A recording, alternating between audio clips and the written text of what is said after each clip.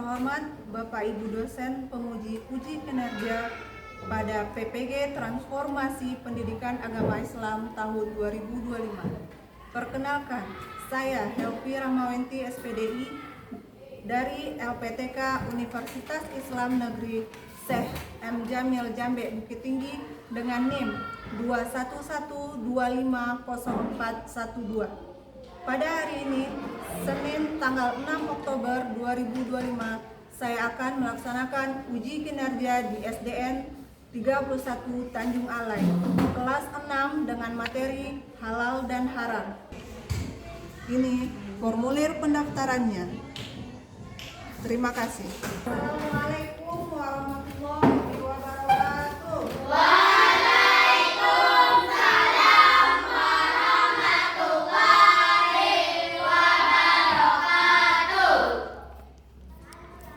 Apa kabar anak soleh? Alhamdulillah, luar biasa. Tetap semangat, berakhlak mulia. Allahu Akbar. Kali ini anak-anak ibu penuh dengan semangat. Sebelum kita memulai pelajaran hari ini, alangkah baiknya kita berdoa terlebih dahulu. Silakan ketua kelas untuk pimpin doanya.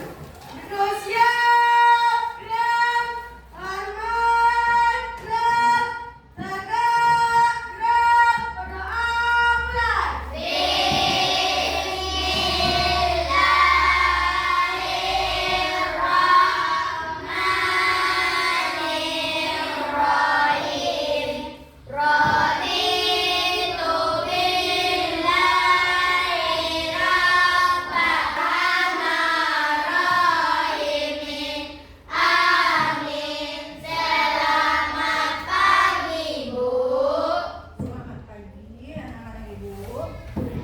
Untuk pagi ini ada teman kita yang tidak hadir, nak? Alhamdulillah kita diberi kesehatan untuk dapat hadir di sekolah yang kita cintai ini. Untuk menumbuhkan rasa nasionalisme kita pagi ini, alangkah baiknya kita memulai kegiatan kita dengan menyanyikan lagu Garuda Pancasila. Anak-anak ibu dipersilakan berdiri.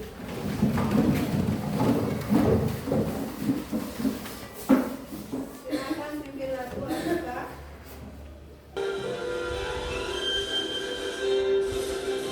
Garuda Pancasila, aku tak perlu maju.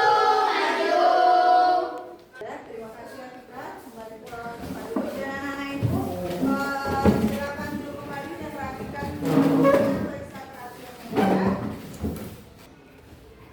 Baik anak-anak ibu, sebelum kita memulai pelajaran kita pagi ini, ibu akan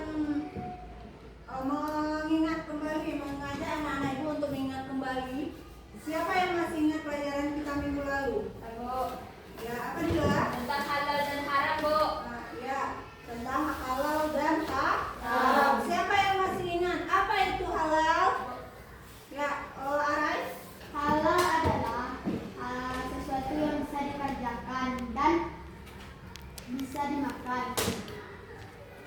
Kemudian siapa lagi yang tahu apa itu haram? Yo. Haram adalah kerjaan yang tidak boleh dilakukan atau sesuatu yang dilarang dalam Islam. Ya, bagus. Anak-anak ibu pintar semua masih ingat pelajaran kita minggu lalu. Sebelum kita mulai, tujuan pembelajaran kita hari ini adalah yang pertama, anak-anak ibu tahu bagaimana cara menjelaskan halal dan haram. Nah, yang kedua, apa dasar hukum halal dan haram? Dan yang ketiga, membuat paparan sebab-sebab halal dan haram. Nah, yang keempat yaitu bagaimana penerapan halal dan haram dalam kehidupan sehari-hari. Jadi, untuk hari ini kita akan membahas pelajaran kita tentang sebab-sebab halal dan haram. Sebab-sebab halal dan haram menggunakan metode PBL, yaitu program based learning, dan dengan metode shortcut kita nanti. Dan sekarang kita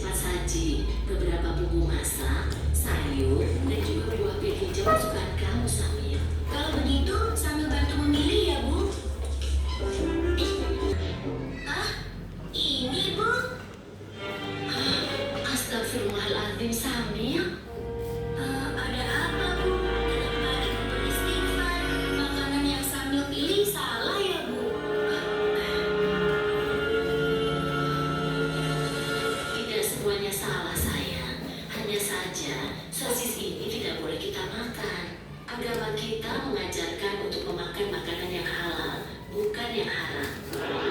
Sementara sosis ini terbuat dari daging babi yang diharamkan oleh agama kita. Makanan yang halal, makanan yang haram, sama tidak mengerti, Bu.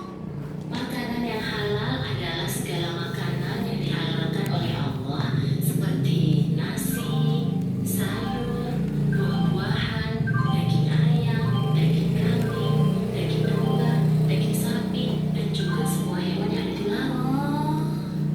Kalau minuman halal, contohnya air yang kita minum sehari-hari, seperti teh, kopi, susu, minuman kaleng, minuman botol yang tidak beralkohol dan memabukkan.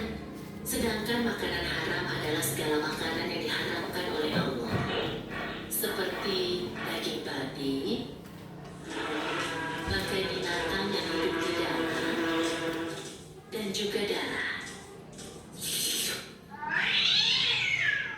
Oh, begitu ya, Bu. Tapi, Bu, di bulan puasa tahun lalu, ketika Dodo berkumur-kumur di waktu wudhu, Dodo sengaja ngomong sebagian air di kumurnya itu, Bu. Pak Ustadz langsung menegurnya dan mengatakan bahwa yang dilakukan Dodo itu adalah haram. Berarti haram itu bukan hanya makanan saja ya, Bu? Iya, benar Samil. Haram dan halal itu tidak hanya makanan dan minuman saja. Lebih luasnya, segala sesuatu yang dibolehkan oleh aturan agama itu halal. Sementara segala sesuatu yang dilarang oleh aturan agama itu haram.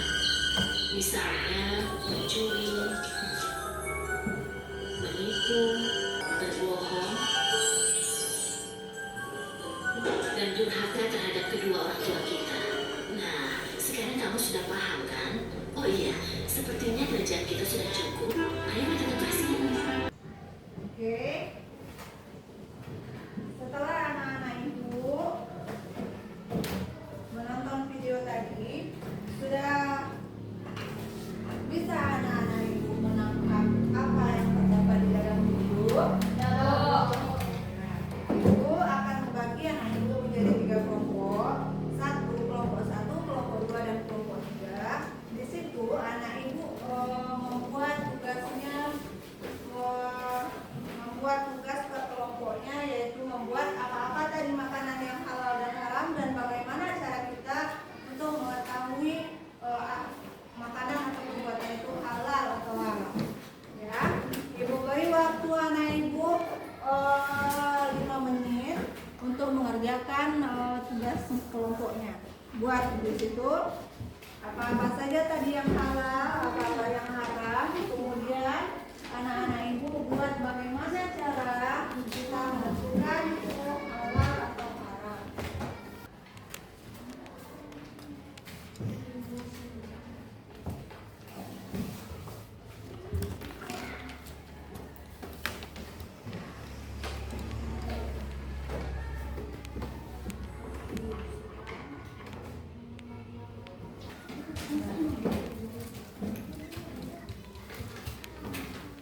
Ya, sekarang kita kumpul di kumpulkan tugas kelompoknya.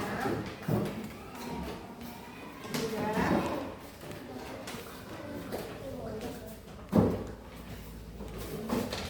Oke. Tugas kelompok ini alhamdulillah nanti ibu nilai. Sekarang kita akan ada tugas kedua menyangkut materi kita hari ini. Apa tadi materi kita hari ini? Halal dan haram. Halal dan haram. Sekarang kita akan ibu akan memperkenalkan metode kita yang shortcut. Shortcut itu adalah bentuk kertas-kertas atau potongan-potongan kartu kecil. Nanti di sini anak ibu per kelompok akan ibu beri bagian-bagiannya. Kemudian tugas anak ibu adalah mengelompokkan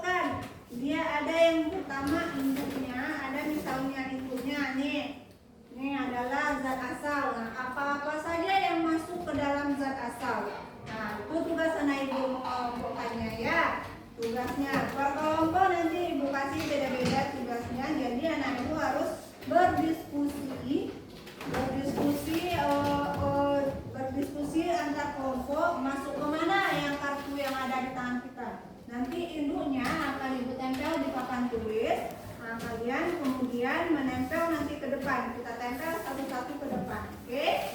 Paham nak? Oke, ini kelompok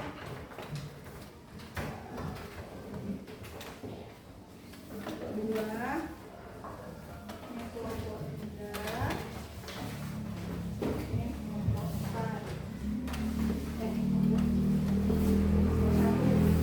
Ya, tugasnya coba diskusikan. Ibu beri waktu diskusi 15 menit.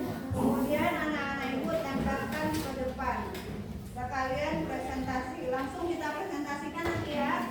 Anak misalnya kelompok satu.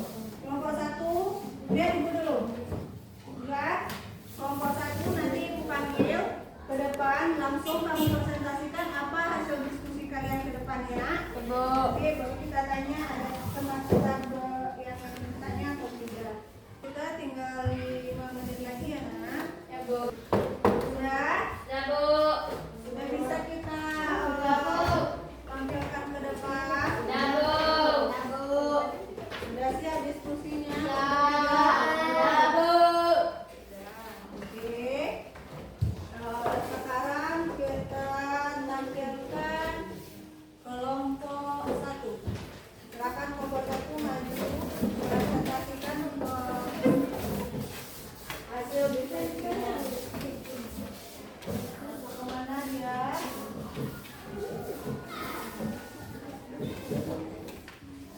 Perhatikan hasil diskusinya kelompok satu.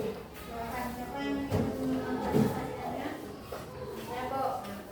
Alhamdulillah. Baiklah teman-teman, kami akan mempresentasikan hasil kelompok kami, yaitu tentang proses halal dan haram, pengerjaan proses pembuatan pengerjaan dan cara mendapatkannya, menentukan hasilnya. Contoh, semua hal atau barang yang berasal atau mengandung babi, walaupun diolah dari kemasan atau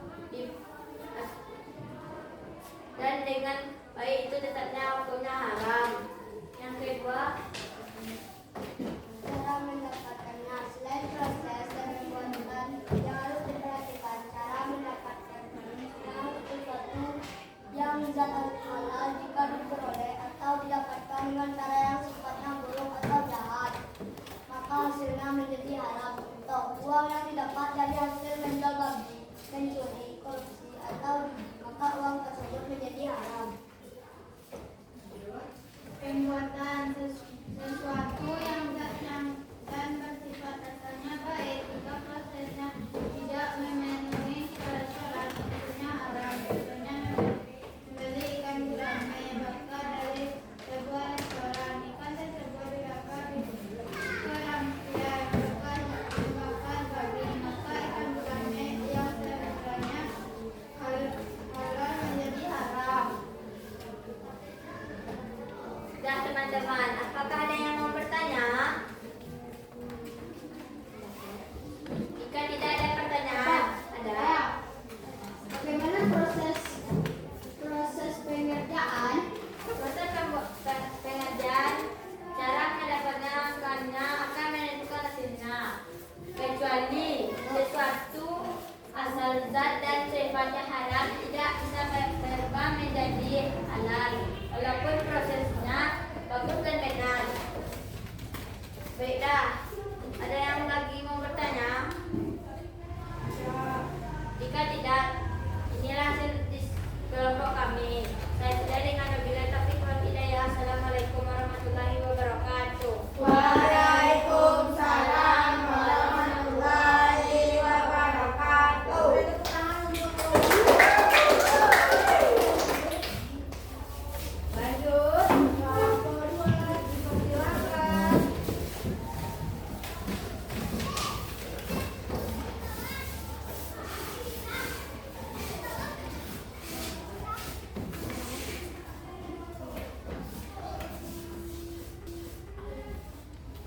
Si kelompok dua. Baiklah teman-teman, inilah hasil diskusi kami. Zat asal halal dan haram.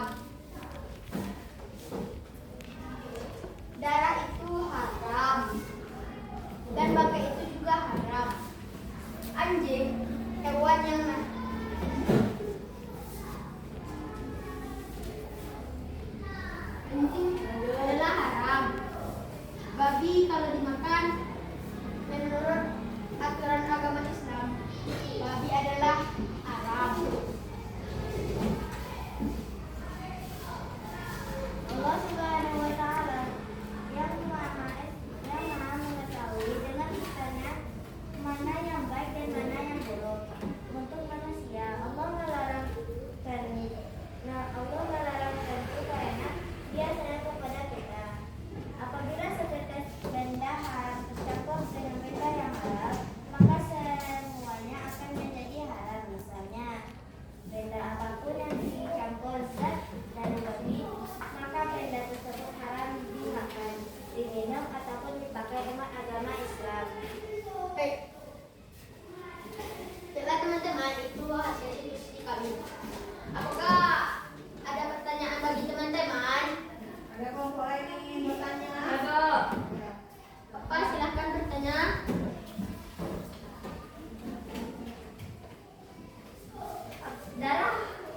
Darah, apakah darah manusia haram pula?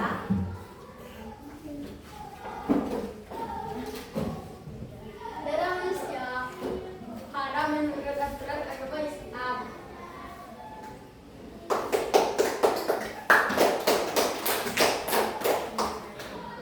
Itulah hasil diskusi kami pada hari ini. Jika ada salah mohon dimaafkan. Saya sudahi dengan wabillahi taufiq wal hidayah. Assalamualaikum warahmatullahi wabarakatuh.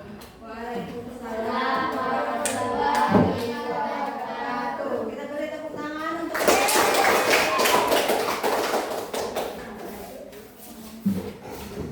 Oke. Sekarang kita lanjut presentasi dengan kelompok 3. Silakan kelompok 3 maju ke depan.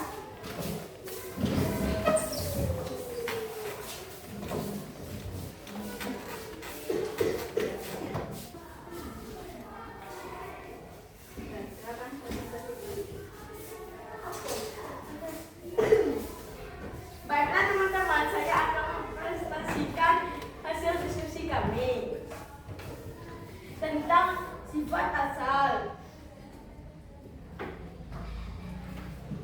Jahat termasuk sifat yang syirik karena menduakan Allah.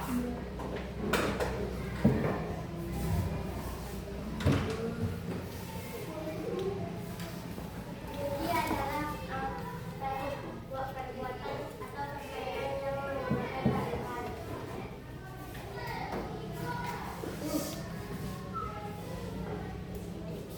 Semua perbuatan tersebut dilakukan dengan niat, cara, dan hasil sebagus apapun tetap haram.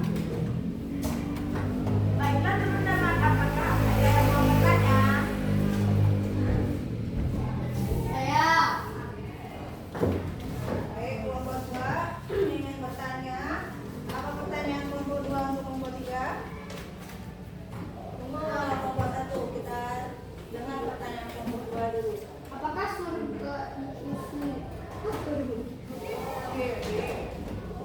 apakah sifat syirik itu membuat kita berdosa dan masuk neraka? Iya, karena Allah melarang untuk berbuat syirik karena dia menduakan Allah. Lanjut, betul. Kemudian lanjut pertanyaan kelompok 1. Judi termasuk sifat apakah? Jadi termasuk sifat yang tidak baik karena merusak taruhan. Saya apa? Masih ada lagi pertanyaan? Masih. Enggak. Apa lagi pertanyaannya, Nana? Silakan. Oh, tidak ada. Sudah cukup? Sudah. Ya. Oke. Silakan dulu.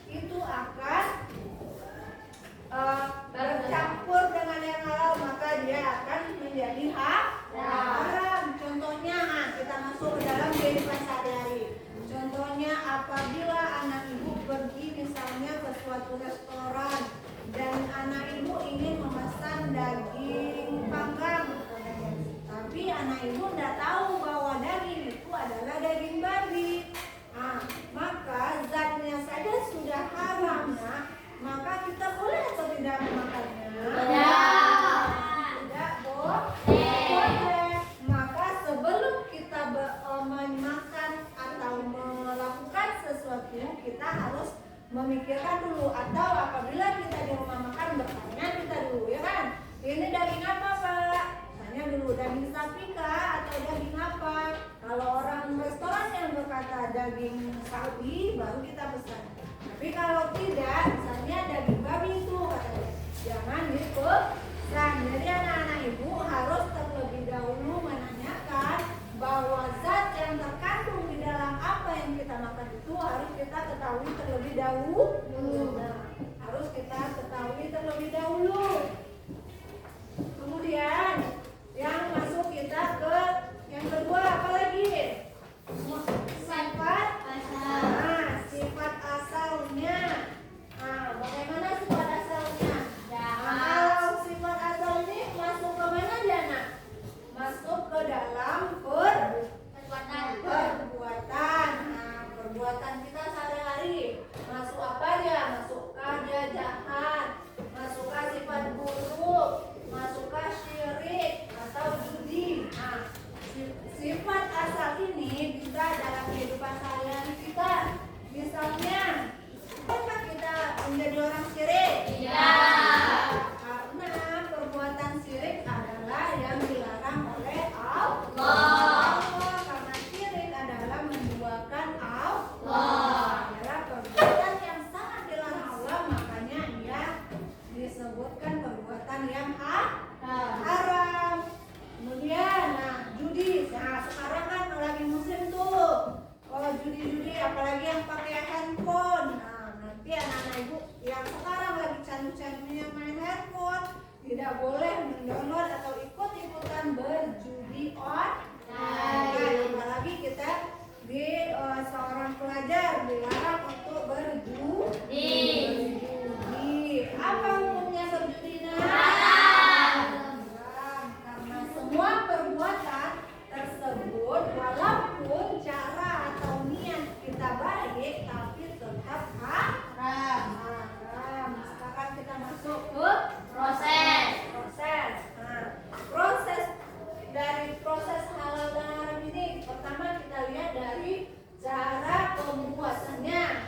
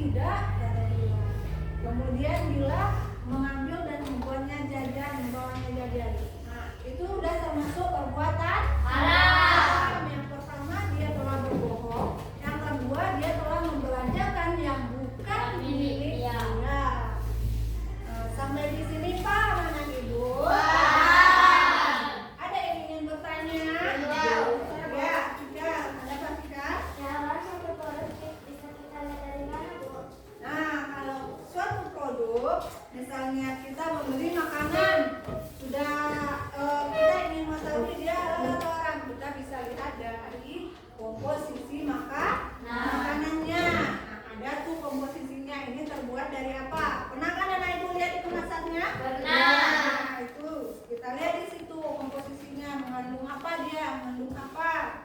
Nah, begitu. Apa? Apa lagi? Coba. Apabila ada orang mencari makan untuk anaknya dari mencuri, apa termasuk haram? Nah, pertanyaan yang bagus. Itu juga perbuatan yang haram.